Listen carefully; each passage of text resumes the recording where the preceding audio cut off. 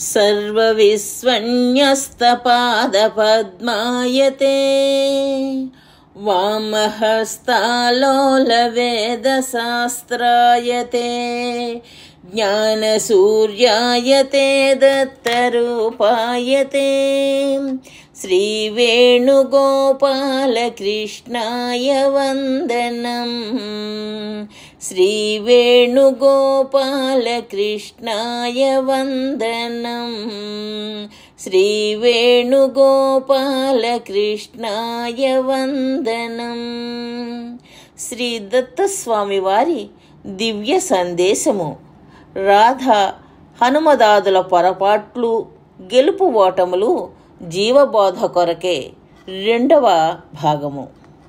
రాధ అనగా ధార, ధార అనగా తన సాధనలో ఎట్టి పరీక్షలోనూ ఓడిపోక, కుంటుపడక, ఆగిపోక, ఎన్ని బలమైన అడ్డంకులు వచ్చినను మహా తీవ్రమైన వేగముతో ఉప్పొంగి వాటిని అతిక్రమించి పరమాత్మను చేరిన మహాప్రవాహము. సృష్టి మొదలు ఇంతవరకును ఏ జీవునకు ఆ స్థానము లభించలేదు. ఒక కళాశాలలో బంగారు పతకము ఒక విద్యార్థికే లభించును. అట్టి బంగారు పతకము పొందినది రాధ. 14 లోకములకును పైన ఉన్నది గోలోకము.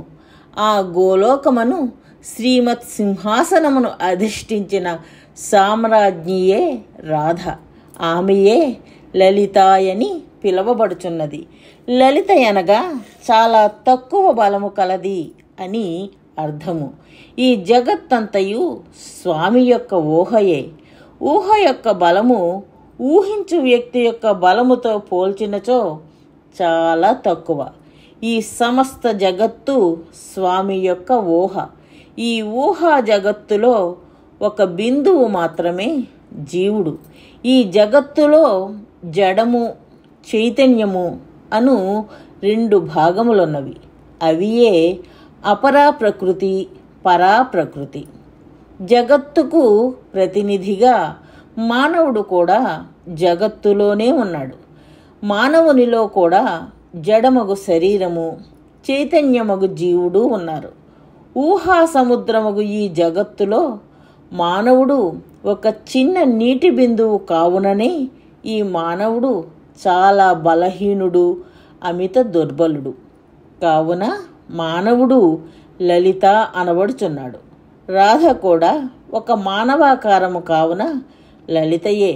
ఇట్టి మానవుడు పరమాత్మయుండు 14వ లోకమగు బ్రహ్మలోకమునకు పైన ఉన్న గోలోకమున శ్రీమత్ సింహాసనమున ఆసీనురాలైన లలితయగు రాధ యొక్క చరణముల కింద దత్త పరబ్రహ్మము యొక్క శిరస్సు ఉండు స్థానమును ఆక్రమించినాడు. రాధను ఒక మానవ రూపము ఉన్న స్త్రీగా తీసుకొనుటలో అంతరార్థము మానవ రూపములో ఉన్న జీవులందరూ అనియే అర్థము. ఈ స్త్రీ పురుష రూపమున ఉన్న మానవులందరూ ప్రకృతి రూపులే. ప్రకృతి అనగా స్వామి చేసిన శ్రేష్టమైన కార్యము అని అర్థము. ఒకడు ఒక పెద్ద భవనమును నిర్మించినప్పుడు ఆ భవనమును వాడు చేసిన కార్యము అని చెప్పుదురు. ఆ భవనములో ఉన్న ఒక చిన్న గోడయు వాడు చేసిన పనియే అగును.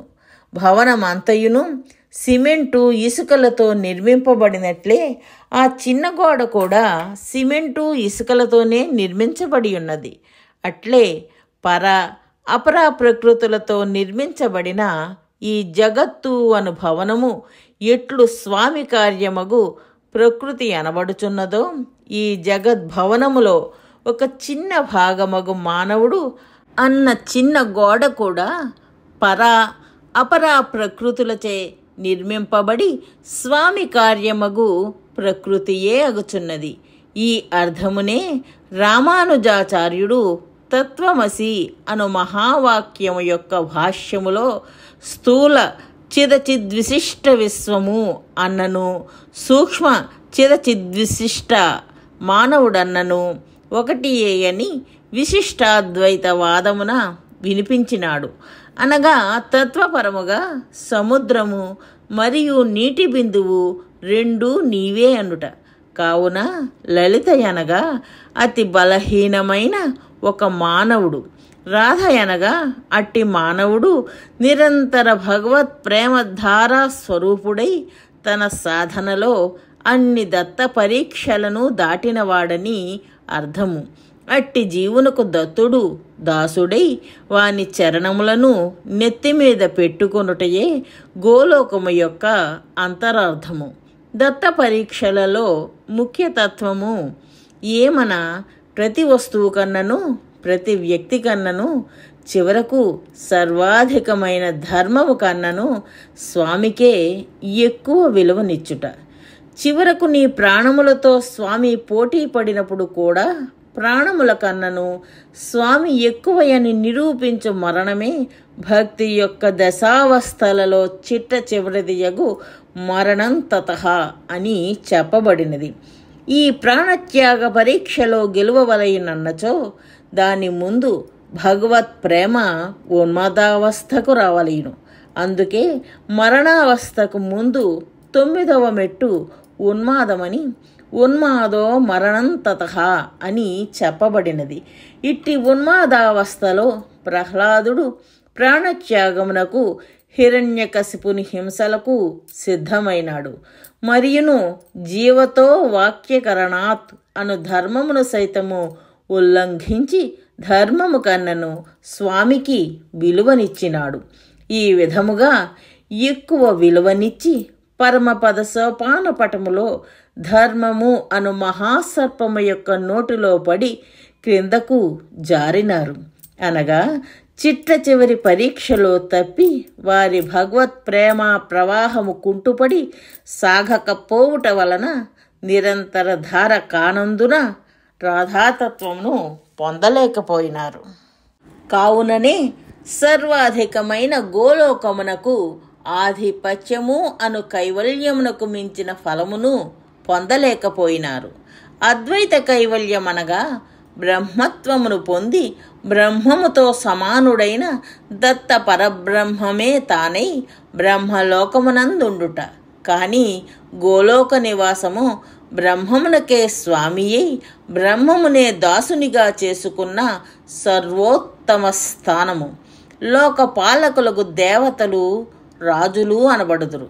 అట్టి దేవతలకు దేవుడగు దేవదేవ పదవియగు దత్త పరబ్రహ్మమే రాజరాజు. అట్టి దత్త పరబ్రహ్మమునకు స్వామిగా నిలుచుటయే ఈశ్వరీ పదవి. దీనినే రాజరాజేశ్వరి అందురు.